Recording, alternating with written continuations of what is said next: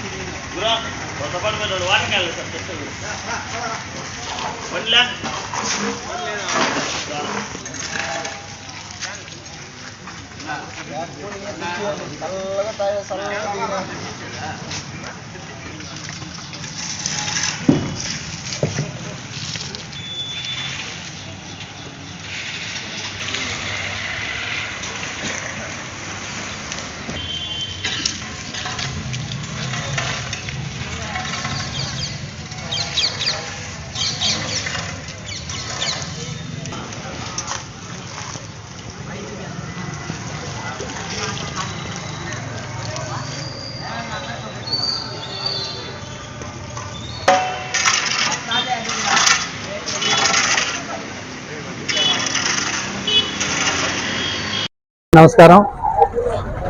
కాళహస్తి పట్టణంలో పెద్ద డ్రైన్లన్నీ కూడా ముఖ్యంగా ఓటేరు కాలువ, అలాగే నాగులగుంట కాలువ, కన్నలి కాలువ, చెంబేడు కాలువ, తర్వాత గొడ్డేరు, ఈ కాలువలన్నింటినీ కూడా పూడికి తీసి రాబోయే వర్షాకాలం సీజన్లో ప్రజలకు ఎటువంటి ఇబ్బంది లేకుండా ఎక్కడా కూడా నీరు నిలవకుండా చర్యలు తీసుకోవాలని మన గౌరవ ముఖ్యమంత్రి గారు, అలాగే మన స్థానిక శాసనసభ్యులు శ్రీ బొజ్జల వెంకట సుధీర్ రెడ్డి గారు కూడా ఆదేశాలు జారీ చేసి ఉన్నారు.